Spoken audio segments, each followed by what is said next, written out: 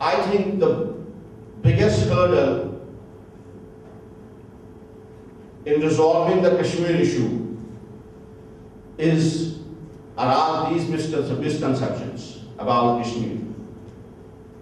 The state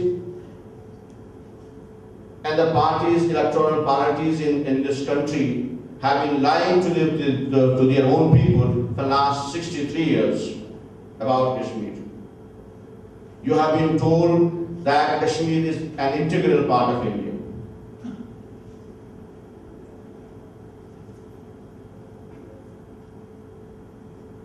And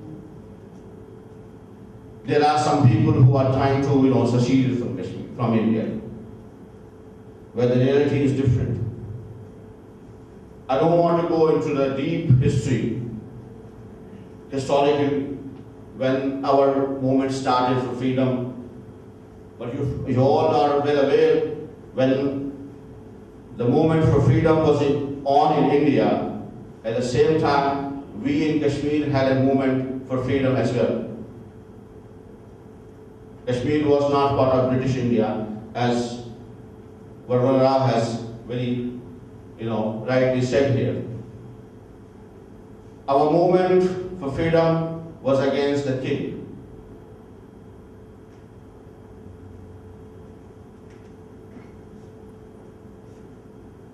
The India comes to Kashmir, so our movement begins much before India and Pakistan comes to existence. So this is not a recent phenomenon that we are demanding the freedom, or we are struggling for freedom.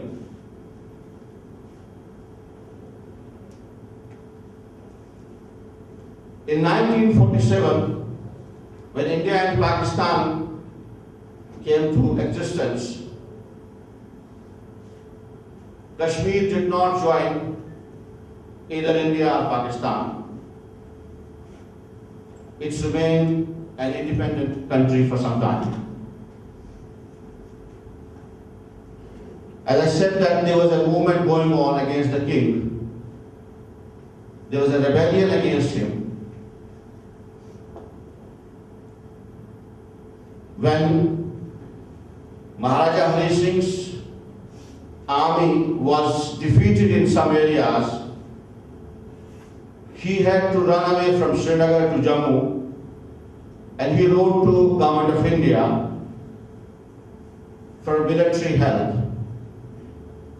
for the army assistance. Government of India wrote back to him and said that we cannot unless you accede to India, unless you,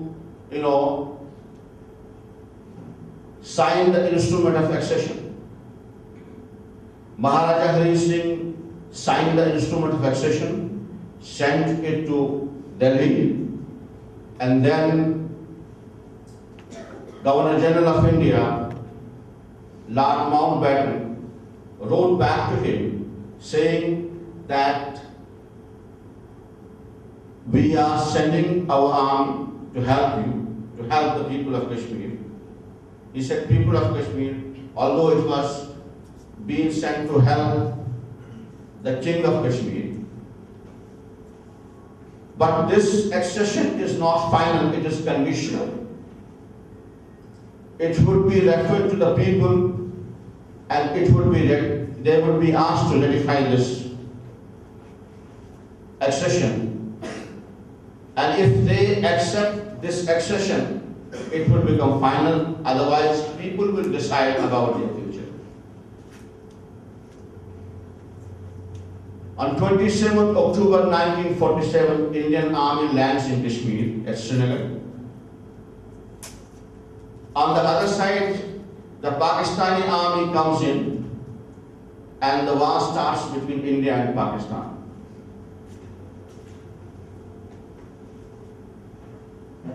And then the issue of Kashmir was taken to United Nations by the government of India, which was not line of control in original. It is a ceasefire line. Because there was a war going on between two countries, India and Pakistan.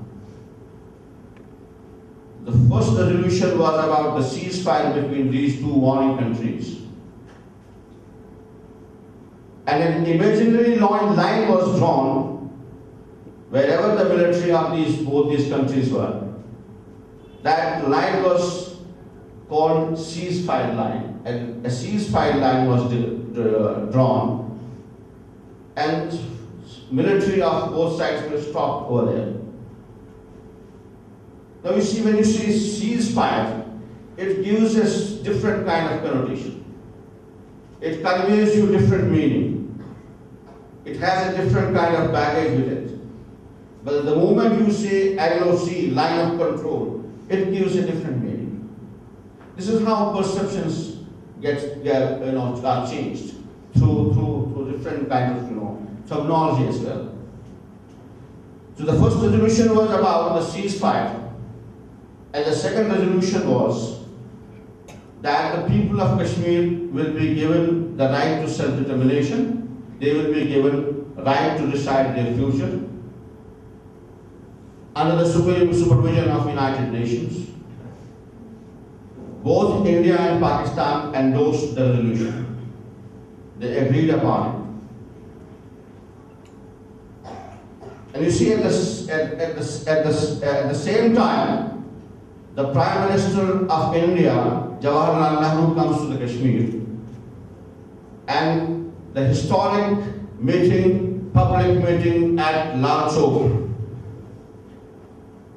and he promises to the people of Kashmir that you will be given the right to self-determination, right to decide your future, and if you decide against us, if you decide to go with Pakistan, and if you decide to go independent away from us, I will be hurt, but I will have no other choice but to accept your decision.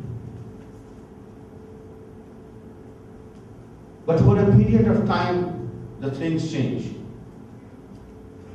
There's not one resolution. There are around 18 resolutions continuously, up to 50s, and all resolutions are endorsed by India and Pakistan. Today, when these two countries, the heads of these two countries meet somewhere, in India, in Pakistan, or elsewhere, and they, at the end of the meeting, they come out with a joint statement, they will say that,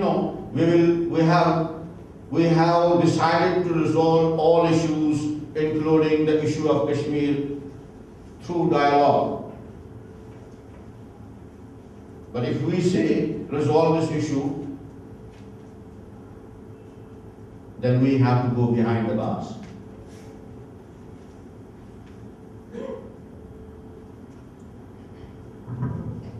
This is how the reality changes, friends. In 53, Sheikh Abdullah was arrested, and he was then Prime Minister of Jammu and Kashmir. Dr. Karan Singh was the President of Jammu and Kashmir.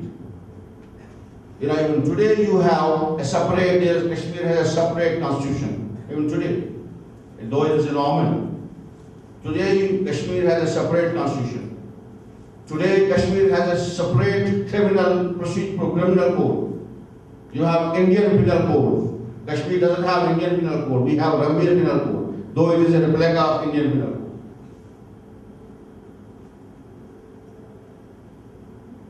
Kashmir has a separate flag as well. If you look at the Kashmir Legislative Assembly, you see two flags. But you are not told all these things.